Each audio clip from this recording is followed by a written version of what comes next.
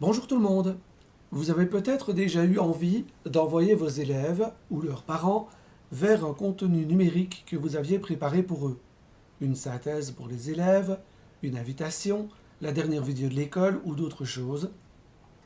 Et leur permettre de le voir directement ou plus tard sur une tablette ou sur un smartphone. Pour cela, l'utilisation d'un QR code est une chose très intéressante. Dans ce tuto vidéo, nous allons voir comment nous pouvons en créer un très facilement. Je vais dans mon navigateur internet et je me rends tout d'abord sur la page vers laquelle je voudrais renvoyer mes élèves ou leurs parents. Avec un clic droit dans la barre d'adresse, je vais copier l'adresse de cette page. Je me rends ensuite sur le site unitag.io. Je me connecte, ou je m'inscris si je n'étais pas encore inscrit. Ça prend quelques secondes.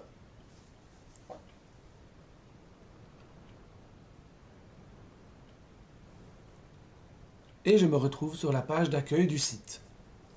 Je vais cliquer sur « Commencer et créer un QR code ». La première chose à faire est de renseigner l'adresse de la page vers laquelle je voudrais renvoyer mes élèves ou leurs parents. Pour cela, je vais dans « Entrer votre URL » et de nouveau avec un clic droit dans la case, je sélectionne « Coller », mon adresse apparaît et je peux valider. Le QR code est apparu ici sur la droite. Il est parfaitement utilisable, mais si vous le souhaitez, vous avez encore la possibilité de le personnaliser. Pour le personnaliser, vous pouvez jouer sur plusieurs paramètres. Le premier, c'est le choix d'un template ou d'un design pour votre QR code. Vous avez le choix entre un template classique, mais vous pouvez aussi en choisir un déjà personnalisé si vous voulez renvoyer vos élèves ou vos parents vers une page Facebook, une page Twitter, une page YouTube et d'autres encore. Je vais choisir le template classique. Le deuxième paramètre, c'est les couleurs. Vous pouvez choisir de donner à votre QR code une couleur unique. Dans ce cas-là, vous cliquez sur la case avec les 6 zéros qui représentent la couleur noire et vous allez choisir une autre couleur parmi toutes celles qui sont proposées, soit avec l'échelle de couleurs, soit avec la valeur de rouge, de bleu et de vert de votre couleur, soit avec son code hexadécimal si vous le souhaitez. Je vais sélectionner une couleur, celle-ci par exemple. Une fois qu'elle est sélectionnée, je reclique dans son nouveau code et vous voyez que le QR code a changé de couleur. Par contre, ici, un avertissement apparaît me disant que la lisibilité de mon QR code risque d'être insuffisante, sans doute parce que la couleur est trop claire et que les contrastes ne seront pas suffisants. Dans ce cas-là, il me suffit de choisir une autre couleur pour mon QR code. Choisissons celle-ci par exemple. Je peux également transformer mon QR code en une image. Je vais donc sélectionner Image incrustée.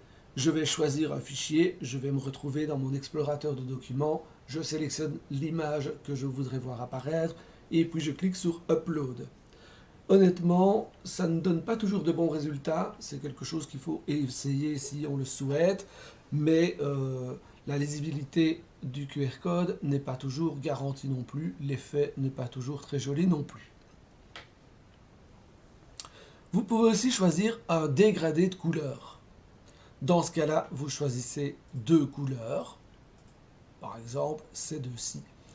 Et vous voyez que votre QR code apparaît en dégradé. Vous avez le choix entre un dégradé vertical, horizontal, diagonale, diagonale inversée ou radiale où la couleur 1 se retrouve au centre et la couleur 2 se retrouve au bord.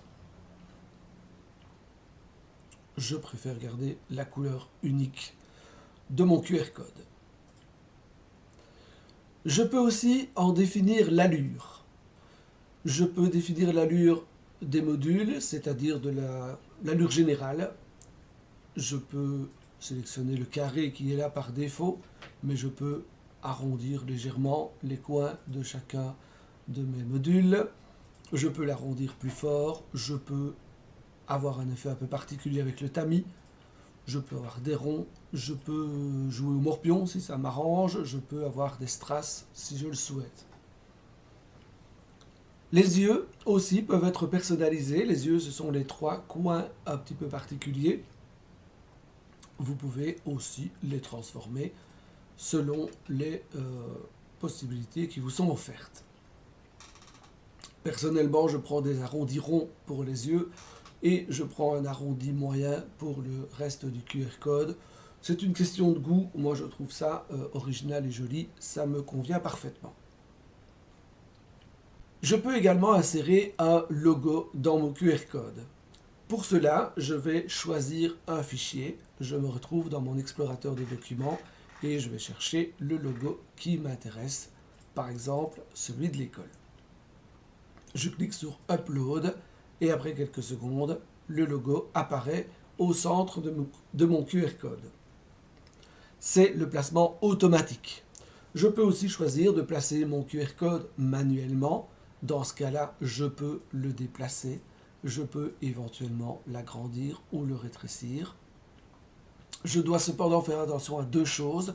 Le logo ne peut pas occuper plus de 30% de la surface de mon QR code et mon logo ne peut pas cacher un des 3 yeux qui sont indispensables pour la lecture. Je peux le placer dans le 4e coin par exemple. Quand la position me convient, je clique sur Valider. Je peux également choisir de laisser le logo en fonction creusée. Vous voyez qu'il y a un cadre blanc autour du logo. Si je choisis de ne pas le creuser, vous remarquez directement que le QR code englobe mon logo, ce qui le rend peut-être un petit peu moins visible, mais c'est de nouveau une question de goût, une question de choix. On peut également paramétrer les yeux. Nous en avons parlé tout à l'heure dans l'allure. Il s'agissait d'en modifier la forme. On peut ici en modifier la couleur.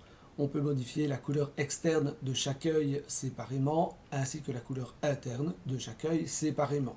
Il suffit, comme pour la couleur du QR code, de cliquer sur On et d'aller choisir une autre couleur et puis de recliquer dans la case. Vous voyez que l'œil a changé de couleur.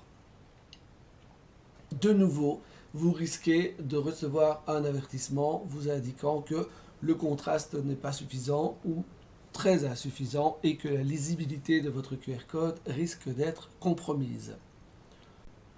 Il suffit alors de changer de couleur jusqu'à ce que la combinaison soit acceptée par le logiciel.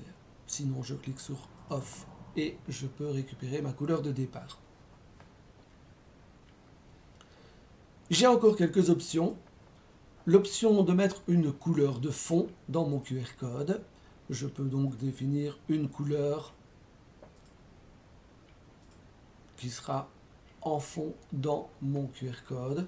De nouveau, la lisibilité peut être un petit peu affectée. C'est à vous de voir et c'est à vous de respecter les codes du logiciel. Sinon, vous supprimez la couleur de fond, il n'y a aucun souci. Vous pouvez donner une ombre à votre QR code, une ombre faible, moyenne ou forte.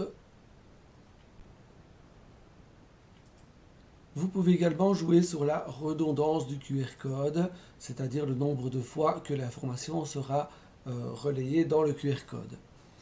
Vous avez ici une redondance forte, mais vous pouvez la diminuer. Vous voyez que plus je la diminue, plus le QR code devient simple. Ça peut être intéressant, surtout si on joue avec des QR codes de petite taille.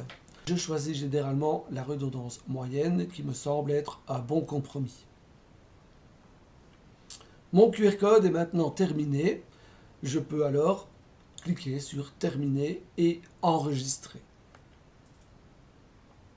On me demande de lui donner un nom. Je l'appelle Essai par exemple et je valide. Quelques secondes après, je me retrouve sur la page de mon QR code. Je vois le nom que je lui ai donné, que je peux éventuellement changer s'il ne me convenait pas. Je peux également changer l'URL de destination. Vous voyez que le QR code est accompagné d'une adresse URL raccourcie. C'est vers cette adresse que le lecteur va renvoyer.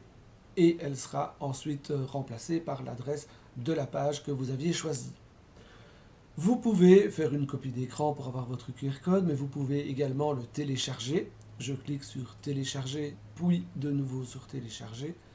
Et vous voyez qu'après quelques secondes, ici au bas, apparaît un fichier zip qui contient tous les éléments de mon QR code. Pour récupérer mon QR code, je vais cliquer dessus et je vais choisir le dernier des fichiers qui est dans la liste.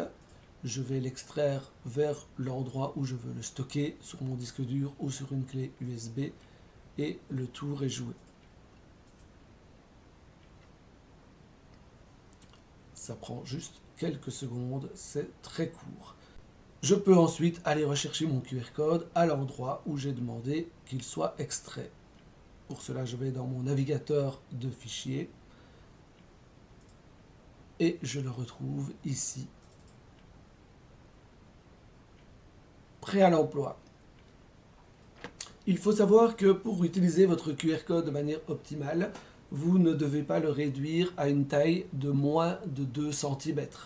Faites attention que dans sa version actuelle, le QR code, on ne le voit pas ici, mais est encadré par un bord blanc assez conséquent que vous pouvez éventuellement supprimer avec un logiciel de traitement de l'image comme Photofiltre, Paint ou Photoshop par exemple.